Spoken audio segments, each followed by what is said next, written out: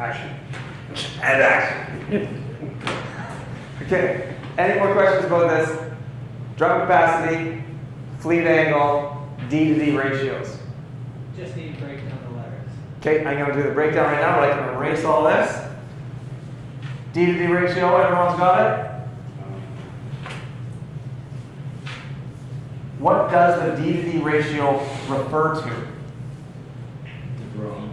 Line diameter to drum diameter. Yeah, diameter to diameter, whether it's the sheaves D to D ratio, the sheaves diameter to the line diameter, or the drums D to D ratio, the drums diameter based to the line diameter.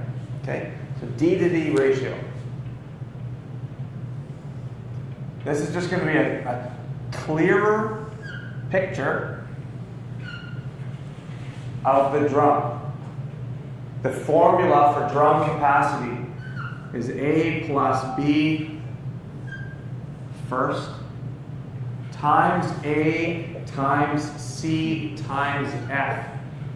F will equal 0.2618 divided by diameter squared.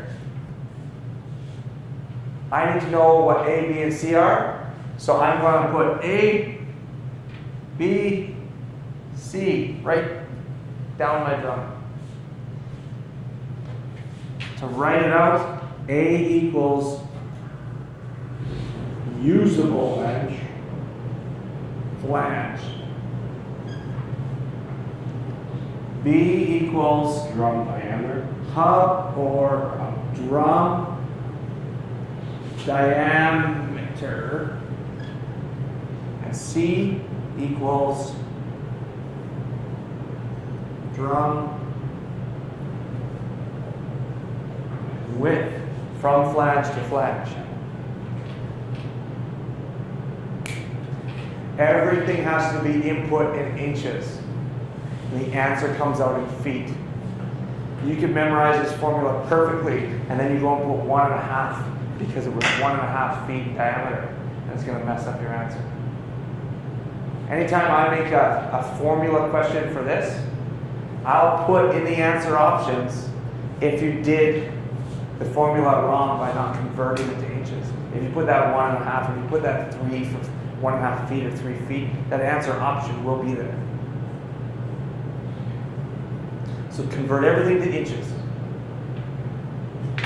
Everything goes in inches. Your answer is a big, large number. That is how many feet of wire rope of that diameter size can fit on this drum in that usable flange area. If I wanted to take this further and say, don't use up your usable flange, just go a maximum of 3 layers, I would just create a different usable flange. I would say, okay, well, if I have 1/2 inch wire rope and all I can do is go 3 layers, well, my usable flange is going to be 3 times my diameter. So my usable flange would be 1.5 inches. You understand? So when I go usable flange and it ends up being 5 inches, 4 inches, it's not me saying I'm following the rules of 3 layers. It's saying this drum can fit that much. Okay? And then I can get wire rope that is going to be resistant to crushing. I can do that. But if I want to customize it for my task, then I will just do 3 times the diameter. Okay, any questions about that? The 2 and the 2.5 inches for groove and smooth. What is that called? That extra space? That's unusable flange, right? So that's the leftover of the flange. If I have a 6-inch flange, A is not 6 inches. A is usable flange. So that's my safety factor. Okay. Am I in your way? I'm going to write that down.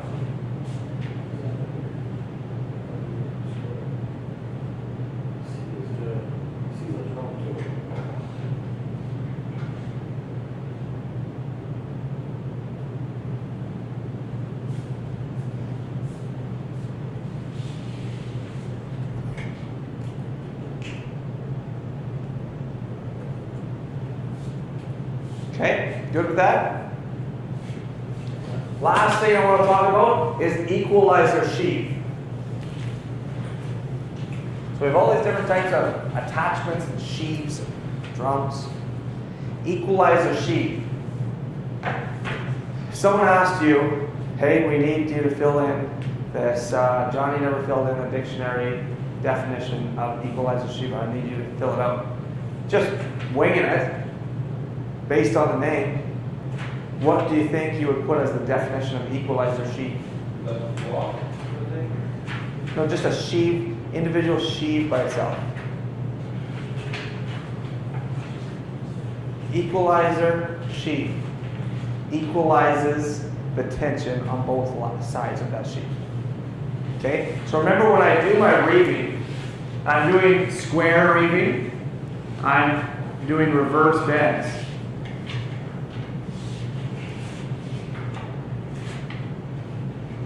There, is that a good diagram? Doing reverse bends, so there's a sheave, there's a sheave, here's the sheave, and there's the sheave. Right? It's actually the best three-dimensional drawing that I've probably ever done in my life. So, what happens is as I start pulling on one side, I'm putting more tension on one side of the line. And as it goes through that series, it's losing tension, or vice versa. It's going to have more tension on one side of the line. So an equalizer sheave gives me a new starting point. It's an anchor, basically. But it's a sheave that turns. It's an anchor, so I can equalize the tension and start fresh on the other side of that sheave. So an equalizer sheave equalizes the tension on both sides of the line. So if you look on page 233,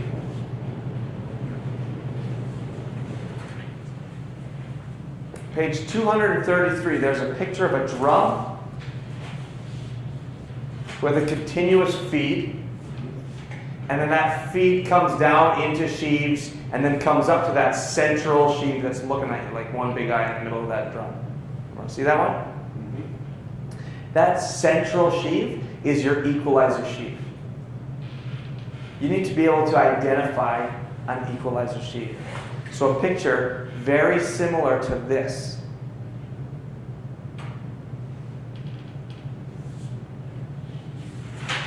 Identify the equalizer sheave. Okay, it's that one eye looking at you. Page 233, the top on the left-hand side. That's the 4 parts.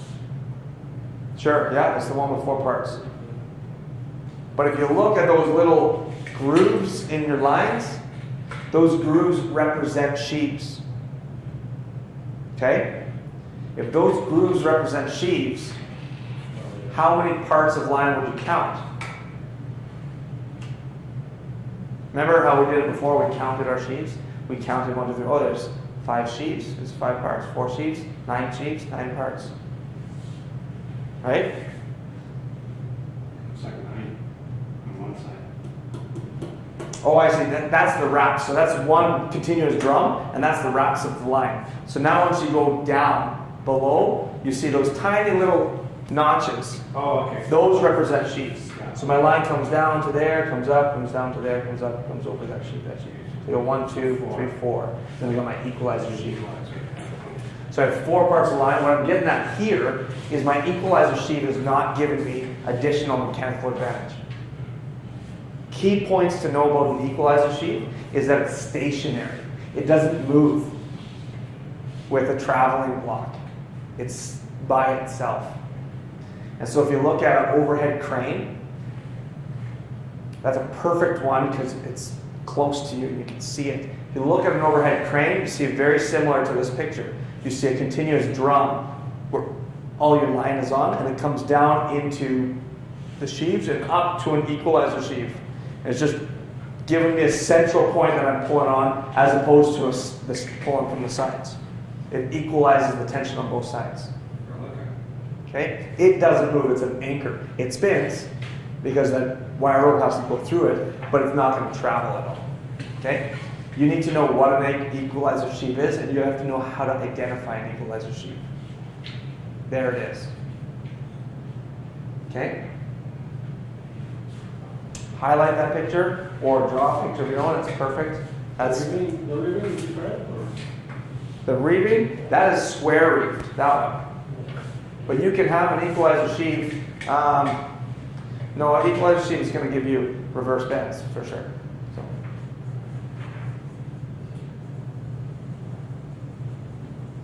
Okay. All right, we're going to move on from the equalizer sheet. The rest of today's class is going to be just practicing. We're going to practice reaving, block, and tackle. So that's it.